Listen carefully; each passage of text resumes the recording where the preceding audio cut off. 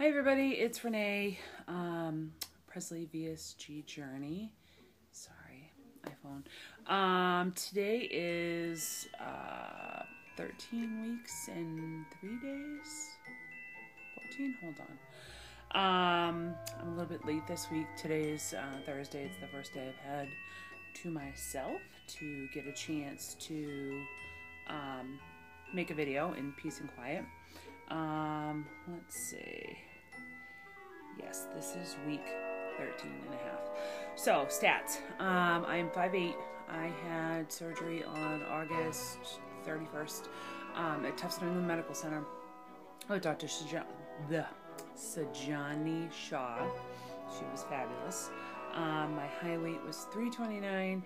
My date of surgery was 311.7. Last week I came to you at 259.7.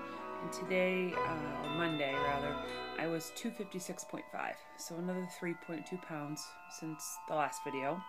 And overall 73.5 pounds. And since surgery 13 weeks ago, 13 and a half, 56.4 pounds. Huge. So starting to see changes. I'm starting to get my jawline back. I'm clavicles. Yeah, clavicles are peeking out. Clothes are definitely fitting way better, way more fun. Totally took advantage of Black Friday shopping sales and things like that.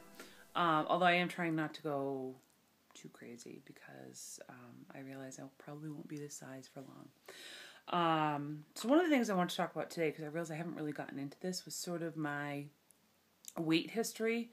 And kind of where I've been over the last, my life, and how I ended up at VSG surgery. So I was never the skinny kid. I was always athletic.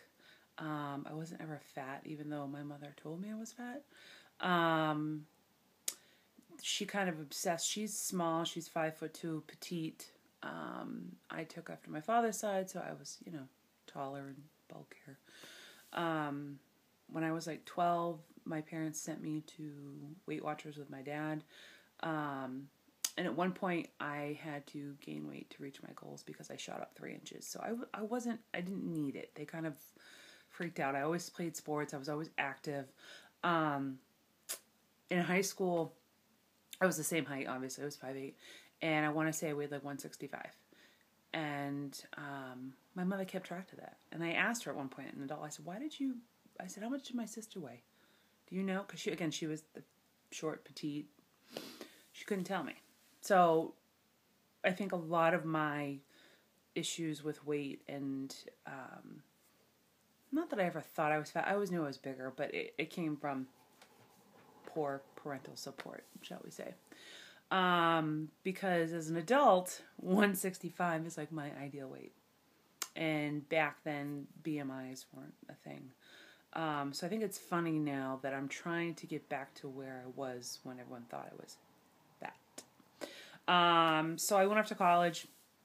Of course, I gained the freshman, whatever. So I want to say through my 20s and into my late 20s, maybe early 30s, I was probably between 180 and 210, 220. That was sort of where my body wanted to be. Again, fairly active. I wasn't a gym rat, but I would go to the gym. I would walk, whatever. And then I went back to school for nursing. My first career was as an occupational therapist, so I went back for school for nursing. So I was working full-time, going to school full-time, sleeping never, and I gained a good amount of weight. I got up to 240. When I graduated nursing school, I was at 240.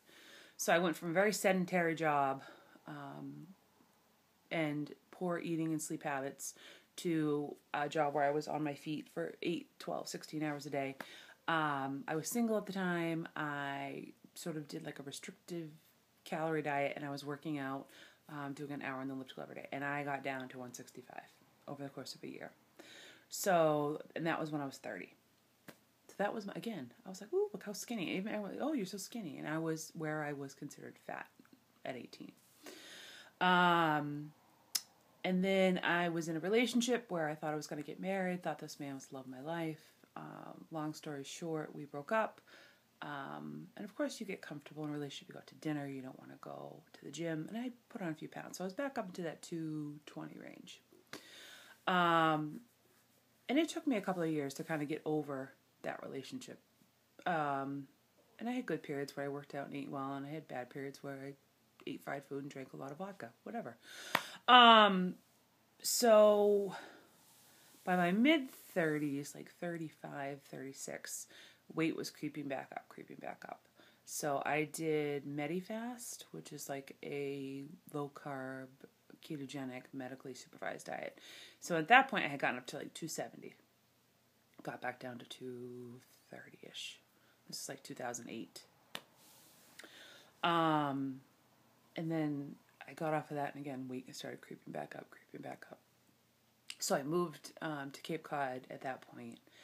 And I think I was, one of my first doctor's appointment down here, I was 265. And that was in September of 2012.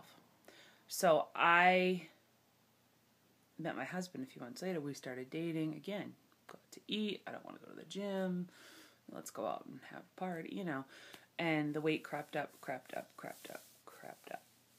And then this summer I was 329. Holy crap. And I was 40. I was on blood pressure medicine.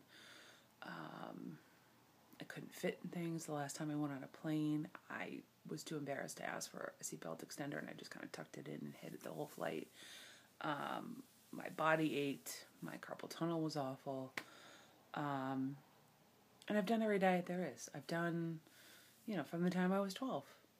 Weight Watchers, low carb, restrictive exercise. I mean, I'd done everything. I needed help, and I came to the realization through watching videos on YouTube and through other research that I needed surgical intervention. And for me, it was really tough being a healthcare provider, being someone who knows better, someone who knows how to achieve the goals I wanted to achieve, but couldn't do it.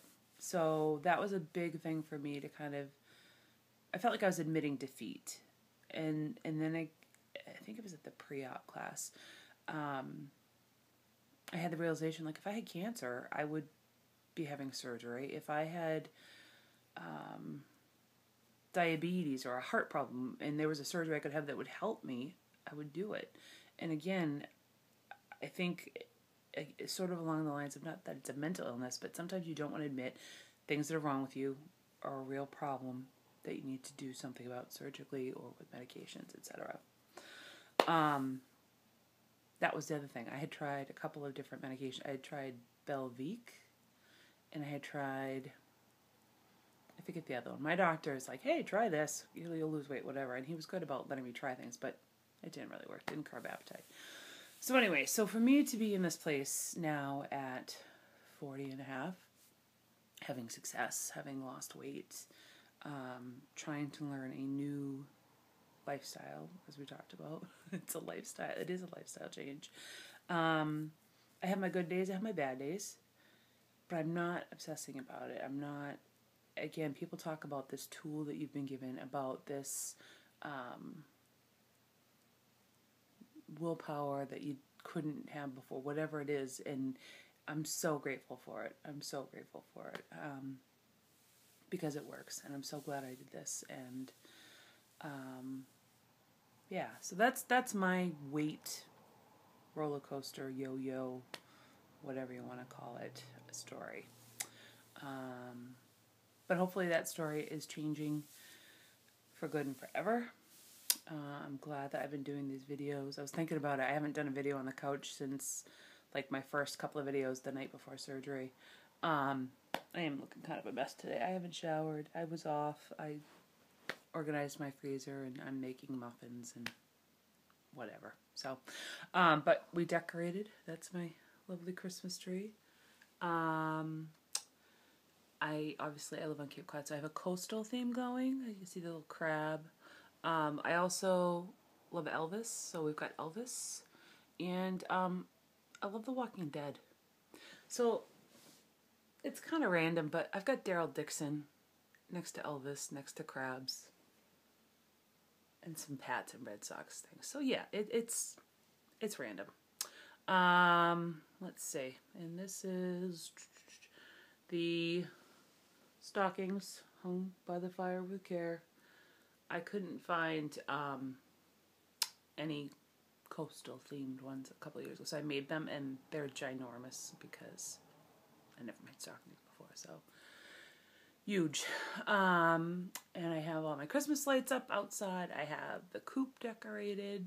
I have all of my Christmas shopping done. I ordered my Christmas cards. They're on the way. And yeah, I'm never this organized. I don't know what came over. I don't know if it's because it's late Thanksgiving or whatever. But I'm very happy to have all that done. And Santa is bringing me a new camera to make videos, better quality videos.